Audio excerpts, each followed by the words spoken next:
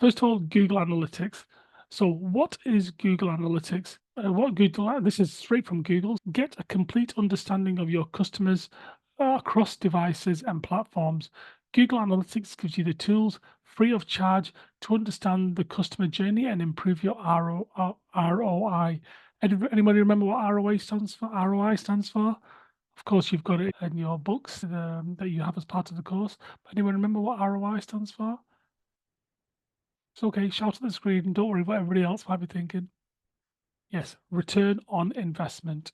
So this is basically Google providing Google Analytics. It's a free tool. Every customer I've worked with uses Google Analytics. So you can see it's very useful and most of all, it's free. So, have you ever heard of Google Analytics? You've heard me mention it now, or had you ever heard of it? So, if you have, you may have heard about what we call Universal Analytics and Google Analytics 4. If you've not heard about it, ignore what I'm about to say just for this next couple of sentences. So basically, Google Analytics went from using Universal Analytics to Google Analytics 4. This change took place in July. I think the official changeover happened in July 2023, but we were warned in advance. If you've just started using Google Analytics or you've never heard of it, it doesn't matter because the system you see in front of you is the one that you're going to use. Google Analytics is the most popular analytics tool in the world. It is free. It is part of the Google marketing platform, a place where you can see your Google products. There is a paid version, but this is for bigger businesses. I did mention Google Analytics 360. So the Google marketing platform, this is relatively new and it's Google's way of rebranding and unifying their products into one place to make it easy for us. A useful innovation that is probably long overdue, to be honest. And it's because we've got this, people say use this from Google, use that from Google, and they need to have that uniformity. So what we have now, we have the Google marketing platform.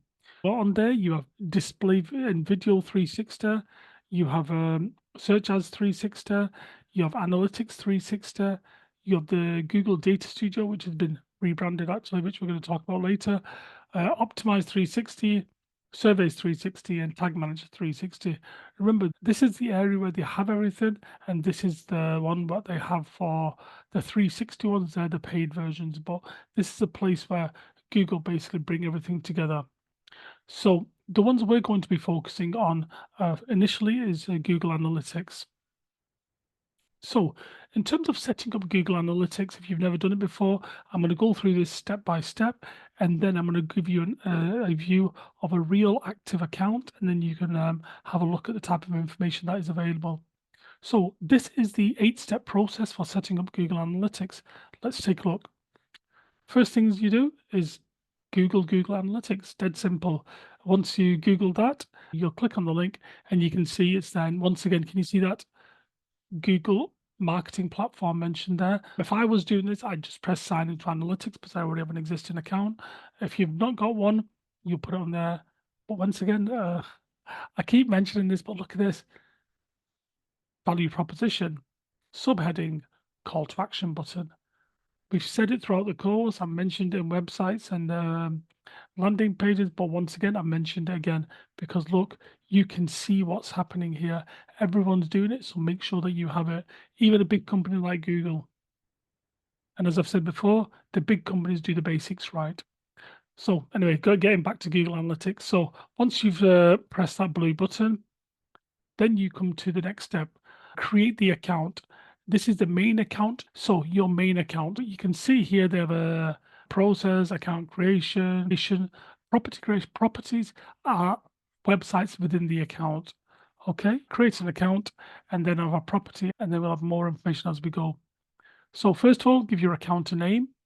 You put that in there, and then you've got some settings here. I usually just tick them all and then just press next. The next thing it'll ask you for is your property or your website. So you can see here we're moving along this menu. Put your property name in, so put the name of the website and then press next. Then describe your business. What Google wants is some information off you here. because they just want to help you grow.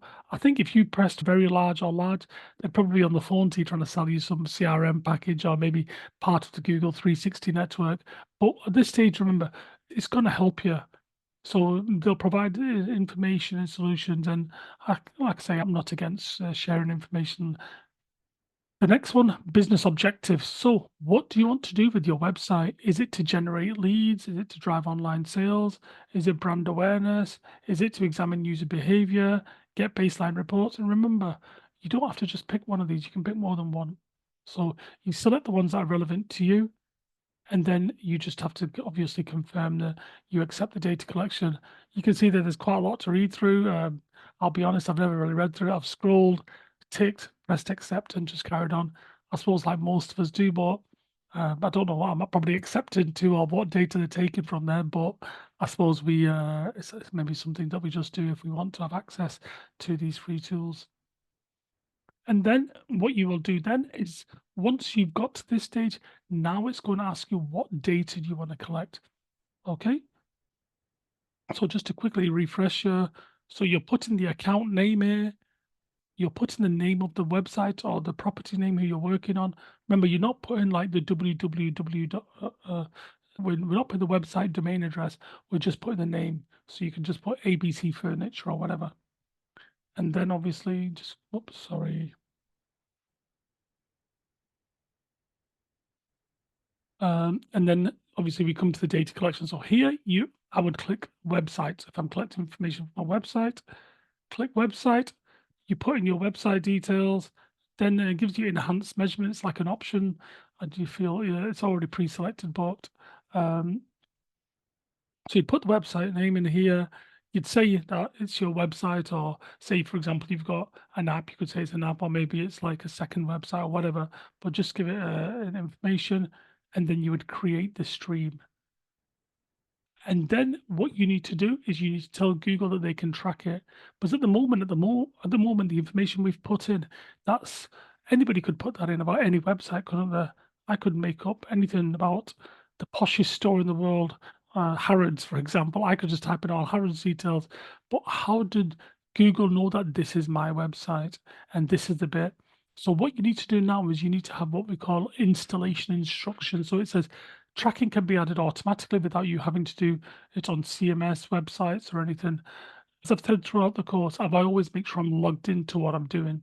So I'm always logged into my Google accounts, my Meta accounts, my website accounts, or whatever I'm working on. So whichever Chrome user I'm on, I'll make sure I'm logged into everything I need to be. So here you get two options.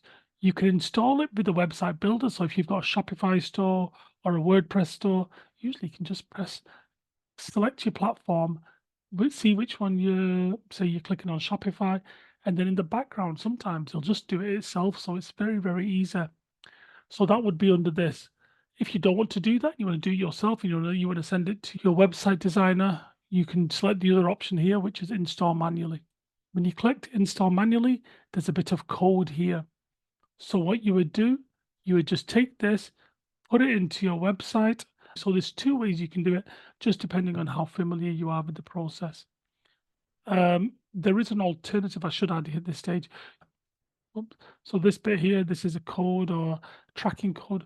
Do I know what it says on it? Absolutely not. Do I care what it says on it? Not at all. Do I know what it does? Yeah, I think if I copy and paste that and put it on my website, I know that this is going to track my website information and provide me with details. And do I know if it's been done? Yes, I know. But like I say, the complexities of what's written in it, that doesn't really matter. I mean, I'm just copying and pasting. Alternatively, if you've set up Google Tag Manager, and don't worry if you've not heard of Google Tag Manager, we're going to discuss that later as well. I know we have mentioned it earlier in the course, but to insert Google Tag Manager, you would do it this way. You would just copy here, and it gives you what they call a measuring ID. I'm going to show you that later on, so don't get too worried about it just yet. So you can see now we are putting together the information. Once you've done that, you now can start collecting data because you've basically said to Google, this is my website and I've gone into what we refer to as the back end. So when someone says the back end of a website, this is where you put the coding in. Most of the time these days on CMS websites, it's very self-explanatory. Even the platforms themselves, so like Shopify or Squarespace, whatever you're using, there's hundreds of YouTube videos knocking about, which tells even their own videos or from a user perspective how to add these codes. So don't worry about it. It's not as hard as it used to be like 15 years ago or whatever it might be. So here you can see you put the name of the website, start collecting data, and then you press next. And once it's been connected, you're done. So at the moment it says data collected pending, because obviously this was just a practice account, so we've not really done anything with that. So once I've put that tracking code, and almost it's instantly. When I've done these live demos when I'm teaching my classes, it's done it instantly. Okay, so the next thing. So now you have what we call the dashboard. So your setup's complete now. See, that's all you have to do. And if it probably takes 5-7 minutes, to be honest, it's very, very quick. And then you can see here, it'll give you the name of your website and it has some options around here. Okay. So you can see now home, reports, explore, advertising. So this is the main Google Analytics dashboard. And once you've started collecting data, all your information will appear here. So what we're going to do now is we're going to take a live look around on Google Analytics.